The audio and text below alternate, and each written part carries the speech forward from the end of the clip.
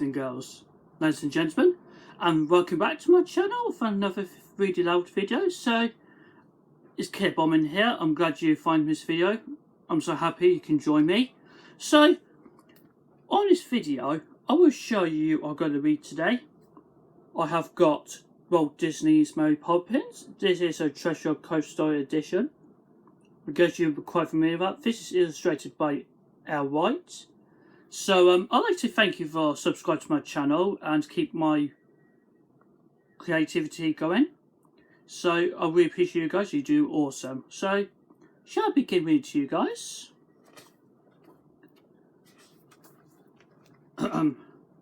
It was morning on Cherry Tree Lane. Admiral Boom had shot off his morning cannon to give the day a proper start. Miss Lark, in the biggest house on the lane, had sent her dog, Andrew, out for his morning stroll.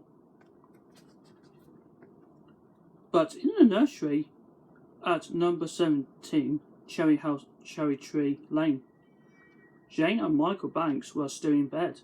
Up, said Mary Poppins, their nanny pulling back the blankets with a firm hand. We'll have no lunging about on supercalifragilisticexpialidocious day. Supercali what? Mary Poppins asked Michael. Close your mouth, Michael. You are not a codfish. Supercalifragilisticexpialidocious, of course. If you can't think of a word, that you just say what you want to say. Try supercalifragilisticexpialidocious, and it just describes today. That got Jane and Michael up and dressed and breakfasted in a record time. Up to the park we go, said Mary Poppins. Hurry them into their hats and coats. Spot this way.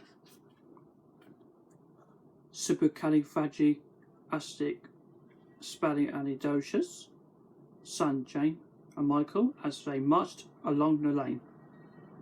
They almost bumped into Mary Poppins, where she stopped to speak to Andrew, Miss Lark's little dog. Yap, said Andrew. Slower, please, said Mary Poppins. I can't understand the word you say. Yap, said Andrew. Slower again, said Mary Poppins. Yap, said Andrew. Yes, of course, said Mary Poppins. I'll go straight away, and thank you very much.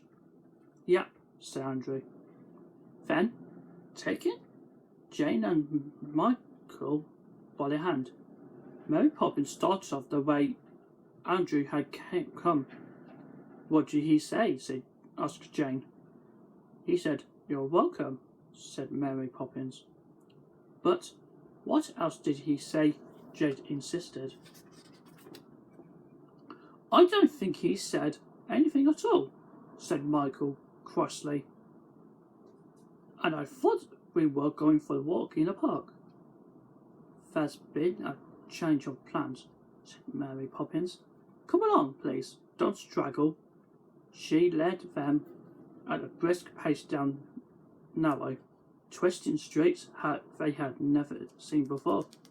Then she stopped at the door of a small house. Rap, went the parrot's head handle of Mary Poppins' umbrella. The door was opened by Mary's friend Bert. How is he?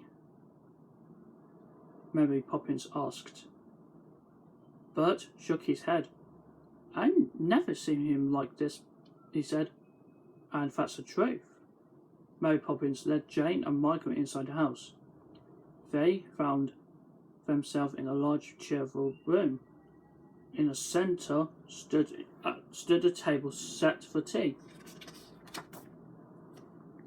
Bless my soul, gargled a voice rich with chuckles. It's that Mary Poppins. I'm delighted to see you, my dear. Jane and Michael looked about. They could see no one else in the room. Uncle Albert, you promised not to go floating around again, she said, and she seemed to be speaking to the ceiling. Jane and Michael looked up.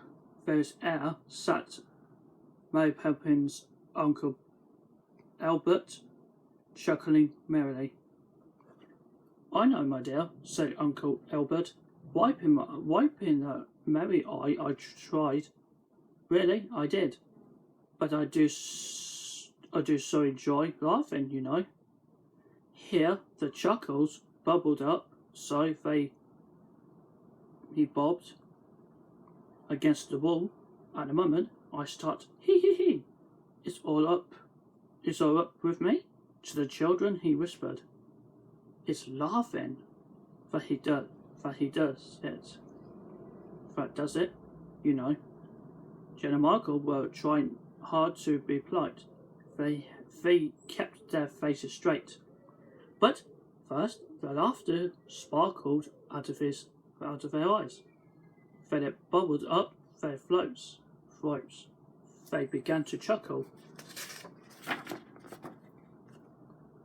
By this time, Bert was rolling about, shaking with laughter.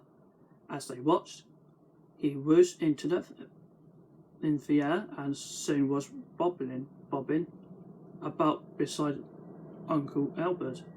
Michael's chuckle grew to a laugh. So did Jane's soon. They were simply filled with laughter. It bubbled out and they felt lighter and lighter until their feet left the floor and they floated up to the ceiling. How nice, said Uncle Albert. I was hoping you did turn up. Do make yourself comfortable, my dears. I must say, you are a sight. For a lot of you, said Mary Poppins, her arms folded in a way that Jane and Michael knew meant she disapproved.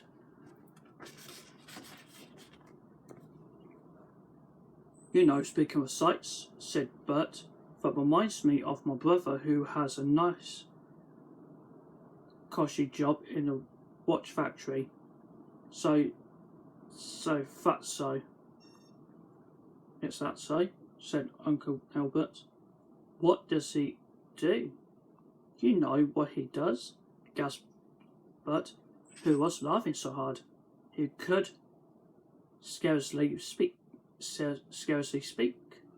He stands around in his watch factory all day and makes faces. And that all four of them was so with laughter that they turned somersaults in the air. I found a horseshoe today, said Bert, holding his sides. You know what that means? So, I certainly do, said Uncle Albert. It means that some poor horse is walking around in his stocking feet. Again, the room rocked with laughter. Only Mary Poppins looked stunned. Most disgraceful thing I've ever seen, she snapped. Or, my name isn't Mary Poppins. Speaking of names, said Bert, I know a man with a wooden leg named Smith. Really? Chuckled Uncle Bert. What's the name of his other leg? More guts of laughter. Now then, Jane Michael, it is time for tea, said Mary Poppins' family from below. I will not have my schedule disrupted. Oh, please stay, begged Uncle Bert. He pointed at the table on the floor. I have a splendid tea waiting for us. If you could manage to get the table too. With a rattle and a bump, the table began to jerk. Then it rose through the air. cups, cakes, teapots, and all. Oh, splendid, splendid, thank you, my dear, said Uncle Albert. Then to Michael and Jane. Keep your feet back, my dears. Watch the cups and mind the jam. Next thing, I suppose you'll be wanting me to pour, said Mary Poppins with a sigh. And end up she floated, and neat as you please, without so much as a smile. The others still laughed and gobbled about as Mary Poppins poured and passed the tea, with milk for Michael and Jane. Thank you, my dear, said Uncle Albert. I'm having such a good time. I wish you could all stay up here with me always. Well, we'll have to. Michael grinned. There's no way to get down. Well, to be honest, said Uncle Albert, there is a way. Just think of something sad and down you go. But how could think of saying sad? They chuckled at the very idea. Time to go home. Mary Poppins' voice, crisp and firm, cut sharply through the laughter, and suddenly, at the sad thought, down come Jane and Michael. Uncle Albert and Bert bump, bump, bump on the floor. Goodbye, said Michael. We'll be back soon, and thank you, said Jane soberly. We've had a lovely time. Oh dear, Uncle Albert was sobbing as he waved goodbye. It makes me so sad to see them leave. Back home, Jane and Michael tried to tell their father about their adventure. We floated in the air. I had tea on the ceiling, Jane began. And there was this man with a wooden leg named Smith, Michael broke in. Poppins, cried Mr. Banks. What is the meaning of this? Children will be children, sniffed Mary Poppins. I think these two are up past their bedtime. Spit Spot, and she marched them off to the nursery, muttering a very idea.